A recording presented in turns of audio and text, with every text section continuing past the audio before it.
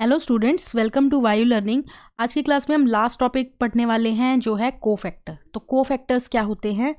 जो non protein constituents होते हैं उनको हम कोफैक्टर बोलते हैं, जो एंजाइम से बाइंड होकर उसकी जो कैटालिटिक पावर है और ज़्यादा बढ़ाते हैं। ठीक है, तो उनको हम बोलते हैं कोफैक्टर्स। ठीक, अब हम बात करते हैं यहाँ पर किसके बारे में? एपो एंजाइम के बारे में। एपो एंजाइम क्या होते हैं? जो प्रोटीन पोर्शन होता है एंजाइम का उसको हम एपो एंजाइम बोलते हैं। ठीक है, अब जरा थोड़ा सा समझते हैं। यहाँ पर हम मान रहे हैं कि ये हमारे पास एक एंजाइम है। ठीक है, ये एंजाइम है, तो ये क्या है? ये एक एपो एंजाइम है, यानी कि ये एंजाइम का प्रोटीन पोर्शन है जो इनएक्टिव है। ठीक है, एपो एंजाइम क्या हुआ? प्रोटीन पोर्शन एंजाइम का जो इनएक्टिव है। ठीक है, प्रोटीन पोर्शन जो इनएक्टिव है तो हमने बोला एपो एंजाइम। ठीक है, प्रोटीन पार्ट।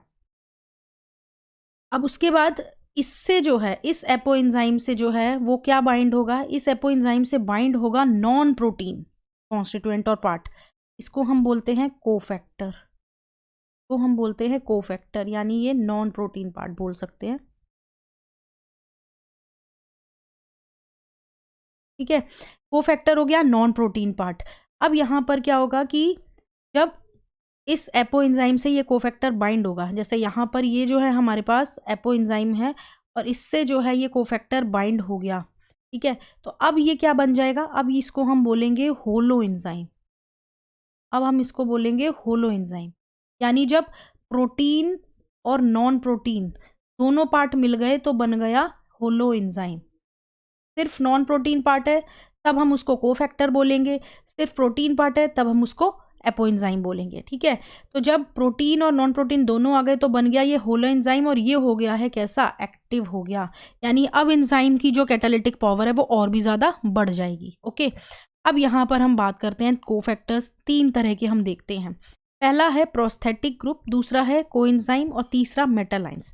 तो हम अभी बात करेंगे प्रोस्थेटिक ग्रुप जो कोफैक्टर्स होते हैं उनके बारे में। तो प्रोस्थेटिक ग्रुप की बात करें तो हम इनको क्या बोलते हैं? Organic compound. ठीक है, पहली चीज ऑर्गेनिक कंपाउंड्स होते हैं दूसरे कोफैक्टर्स से। और इसमें क्या फर्क है कि ये एंजाइम से, जो एपो एंजाइम होता है, ठीक है, उससे ये बहुत ज़्यादा टाइटली जो है वो बाइंड होते हैं प्रोस्थेटिक ग्रुप। अब यहाँ पर हम एग्जाम्पल जो है उसके बारे में बात करेंगे। एग्जाम्पल दिया है हमें यहाँ पर, एंजाइम कौन सा दिया है? परऑक्सीडेज और कैटालेज।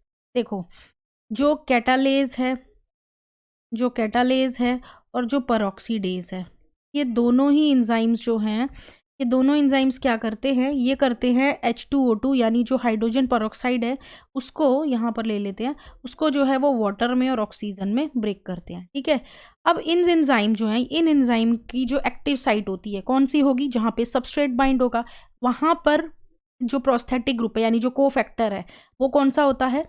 वो होता है इनके अंदर हीम, होता है हीम।